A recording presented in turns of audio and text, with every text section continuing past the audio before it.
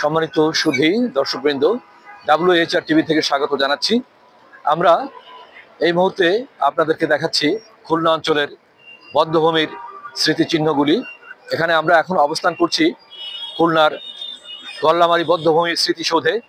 যেই জায়গাটি আমার পিছনে দেখছেন আপনারা, এই জায়গাটিতে নির্মাণ করা হয়েছে গল্লামারী বধ্যভূমির স্মৃতিসৌধ। এখানে যে বধ্যভূমিটা ছিল, যেখানে মানুষকে নারকীয়ভাবে হত্যা করা হতো, সেটি আমরা একটু এর আগের পর্বে দেখিয়েছি। এই গল্লামারীর যে ময়ূর নদীর দুই পাড়ে ওখানে যে ব্রিজ আছে, এখানে লাশের স্তূপ থাকতো। মুক্তিযুদ্ধের 9টি মাস সেখানে অসংখ্য অগণিত মানুষদেরকে, নারী, শিশু এবং মুক্তিযোদ্ধাদেরকে, যুবক শ্রেণিকদেরকে, তাদেরকে নিষ্ঠুরভাবে এখানে হত্যা করা হতো এবং তাদের লাশ ফেলে রাখা হতো। এখানে লাশের দুর্গন্ধে এখানে শিয়াল শকুনের যে ভাগাড় একটা স্তূপ তৈরি হয়েছিল, সেখানে মানুষ এখানে যেতে ভয় পেত, এখান থেকে রাস্তাটা অতিক্রম করতে ভয় পেত দিনে দুপুরেও। তো এই 9টি মাস এখানে এই হত্যাযজ্ঞ চালিয়েছিল নরপিশাচেরা, পাকিস্তানি হানাদার বাহিনী এবং তাদের এদেশীয় দোসররা।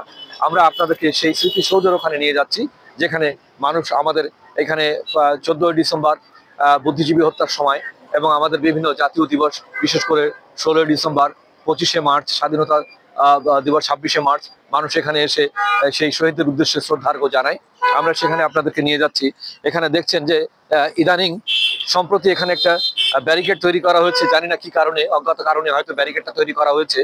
এই ব্যারিকেড আমরা ডিঙিয়ে ভিতরে প্রবেশ করছি আপনাদেরকে নিয়ে দেখানোর জন্য যে এই স্মৃতিসৌধটি আসলে এখন কি অবস্থায় আছে।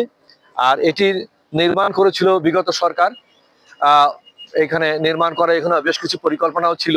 আমরা অনেক প্রস্তাব দিয়েছিলাম যেখানে একটা স্মৃতি জাদুঘর তৈরি করা হোক, মুক্তিযুদ্ধের স্মৃতি জাদুঘর, যে জাদুঘরে এখানে শহীদদের নাম থাকবে, তাদের মুক্তিযোদ্ধাদের কৃতিত্বের অবদান থাকবে এবং তাদের এখানে যে স্মৃতিগুলো, তারা এখানে এসে যাতে স্মৃতিচারণ করতে পারেন, বিভিন্ন সভা, সেমিনার, সিম্পোজিয়ামে তাদের কথাগুলো যেন বলতে পারেন, নতুন প্রজন্মকে যেন জানাতে পারেন। সেজন্য এখানে একটা মুক্তিযুদ্ধ জাদুঘর, একটি মুক্তিযুদ্ধ মঞ্চ, অনেক কিছু তৈরি করার আমরা প্রস্তাব দিয়েছিলাম। আমি ব্যক্তিগতভাবে অনেক প্রস্তাব দিয়েছিলাম বিভিন্ন সময় প্রশাসনের যারা দায়িত্বে ছিলেন তাদেরকে। আমরা জানি না সেটি তারা কিভাবে গ্রহণ করেছে বা কতটুকু বাস্তবায়ন করেছে। তবে আমরা এখন যা দেখছি, যেটি এখনো এই অবস্থায় স্মৃতিসৌধ আকারে রয়েছে। আমরা এর নিকটবর্তী গিয়ে আপনাদেরকে দেখাতে চাই যে এই যে রাস্তাটি, এই রাস্তাটিও পাকা হওয়ার কথা ছিল। এই রাস্তাটির জন্য বরাদ্দ ছিল, এটা পাকা রাস্তায় পরিণত হওয়ার কথা ছিল, কিন্তু অজ্ঞাত কারণে সেটি হয়নি। এখানে জাদুঘর তৈরি করার কথা ছিল, সেটা অজ্ঞাত কারণে হয়নি।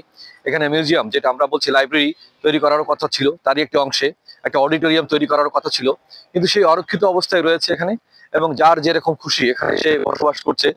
আপনারা দেখছেন যে এখানে যে মাছের এখানে চাষ করার জন্য রাস্তার দুপাশে এখানে মৎস্য খামারের মতো জায়গা রয়েছে, যে জায়গাগুলো এখানে যারা স্থানীয়ভাবে বসবাস করে তারা অবাধে এখানে এটা ভোগ করছে। এখানে এই যে আমার বাম পাশে দেখছেন মৎস্য খামার মতো জায়গা ছিল, শুকিয়ে গেছে, পানি শুকিয়ে গেছে। তারপর ডান পাশে এরকম জায়গা রয়েছে। তো আমরা আপনাদেরকে ওই সামনের দিকে নিয়ে আরো কিছু তথ্য পরিবেশন করছি পরবর্তী পর্বে। ধন্যবাদ।